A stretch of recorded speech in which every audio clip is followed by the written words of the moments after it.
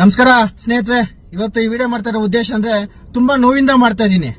ಏನ್ ವಿಷಯ ಅಂದ್ರೆ ಅದ್ಯಾವ್ದೋ ಒಂದು ಪೇಜ್ ಇದೆ ಇನ್ಸ್ಟಾಗ್ರಾಮ್ ಅಲ್ಲಿ, ಪ್ರ್ಯಾಂಕ್ ಮೋಂಕ್ ಅನ್ಬಿಟ್ಟು. ಈ ಬೋಳಿ ಮಕ್ಳು ಏನ್ ಮಾಡೋರು ಅಂದ್ರೆ ಹೊಸ ಹೊಸ ಕಂಟೆಂಟ್ ಹುಡುಕ್ತೀವಿ ಅನ್ಬಿಟ್ಟು ಏನೇನ ಮಾಡ್ಕೊಂಡು ಸಾಯ್ಲಿ, ಒಳ್ಳೇದ್ ಮಾಡೋ ನಾನು ಸಹಕಾರ ಕೊಡ್ತೀನಿ, ನೀವು ಸಹಕಾರ ಕೊಡ್ತೀವ. ಆದ್ರೆ ಒಬ್ಬ ಎಳ್ನೀರ್ ಮಾರೋರ ಹತ್ರ ಹೋಗ್ಬಿಟ್ಟು ಎಳ್ನೀರ್ ಕುಡಿದ್ಬಿಟ್ಟು ಆ ಎಳ್ನೀರ್ ಒಳಗಡೆ ಕಾಂಡ ಮಿಕ್ಕಿದಾರಂದ್ರೆ ಇವ್ರ ಮನಸ್ಥಿತಿ ಯಾವ ರೀತಿ ಅಂತ ತಿಳ್ಕೊಳ್ಳಿ. ಇದೇನೇನೋ ನಿಮ್ ತಂದೆ ತಾಯಿ ಕಳ್ಸಿಕೊಟ್ಟಿರೋದು ನಿಮ್ಗೆ.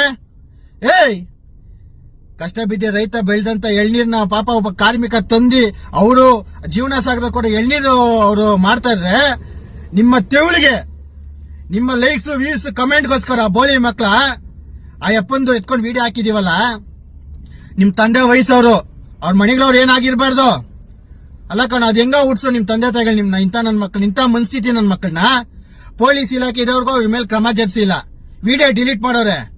ನೀವು ಒಳ್ಳೆ ತಂದೆ ತಾಯಿಗೆ ಹುಟ್ಟಿದ್ರೆ ಹೋಗ ಅಪ್ಪನ ಕಾಲಿಗೆ ಬಿದ್ದಿ ಕ್ಷಮಾಪಣೆ ಕೇಳಿ ವಿಡಿಯೋ ಹಾಕ್ಬೇಕು, ಡಿಲೀಟ್ ಮಾಡೋದಲ್ಲ. ನಿಮ್ ತೆವಳುಗಳಿಗೆ ಯಾರು ಹೇಳೋರು ಕೇಳೋರು ಇಲ್ಲ ಅನ್ಕೊಂಡಿದೀವಿನಾ? ನಿಮ್ಗೆ ಇಷ್ಟ ಬಂದಂಗ್ ಪ್ರ್ಯಾಂಕ್ಗಳು ಮಾಡಕ್ಕೆ ಒಳ್ಳೇದ್ ಮಾಡ್ರಲ್ಲ. ಕರ್ನಾಟಕ ಜನ ಯಾವತ್ತೂ ಕೈ ಬಿಡಲ್ಲ, ನಿಮ್ಮನ್ನ ಬೆಳೆಸ್ತಾರೆ. ಇಂತ ಕೆಲ್ಸಗಳು ಮಾಡಕ್ ಹೋಗ್ಬೇಡ್ರಿ.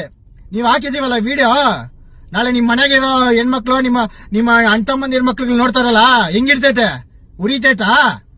ಸಮಾಜಕ್ಕೆ ಒಳ್ಳೆ ಕೆಲಸ ಮಾಡಲ್ಲ, ಇಂಥ ಕೆಲ್ಸಗಳೆಲ್ಲ ಮಾಡೋದು ಯಾರು ಹೇಳೋರು ಕೇಳೋರು ಇಲ್ಲ ಅನ್ಕೊಂಡಿದೀವಿನಾ?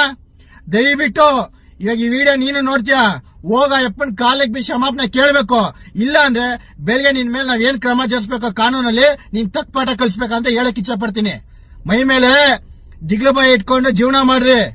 ಯಾರು ಹೇಳೋರು ಕೇಳೋರು ಇಲ್ಲ ಅನ್ಬಿಟ್ಟು ಏನೇನೋ ಕಂಟೆಂಟ್ಗೋಸ್ಕರ ಇಂಥ ಕೀಳ್ ಮಟ್ಟಕ್ಕೆ ಇಳಿಬೇಡ್ರಿ. ಸಮಾಜ ನೋಡ್ತಾ ಇರ್ತದೆ, ನಿಮ್ಮಿಂದ ಒಳ್ಳೆ ಸಂದೇಶ ಬರ್ಲಿ. ಇಂಥದ್ ಬೇಕಾಗಿಲ್ಲ ನಮ್ಗೆ. ನಿನಗೆ ಹೇಳ್ತಾ ಇದೀನಿ, ಕ್ಷಮಾಪಣೆ ಕೇಳ್ಬೇಕು, ಕಾಲಕ್ಕೆ ಬಿದ್ದಿ ವಿಡಿಯೋ ಹಾಕ್ಬೇಕು. ಇಲ್ಲ ಅಂದ್ರೆ ನೀನ್ ಕಾನೂನಲ್ಲೇ ನಿನ್ ತಕ್ಕ ಪಾಠ ಕಳಿಸ್ತೀವಿ, ಬಿಡೋಲ್ಲ ನಾವು. ತಿಳ್ಕೊ, ವಿಡಿಯೋ ಡಿಲೀಟ್ ಮಾಡೋದಲ್ಲ ಮುಖ್ಯ, ಕ್ಷಮಾಪಣೆ ಕೇಳಿ ವಿಡಿಯೋ ಹಾಕಲೇ.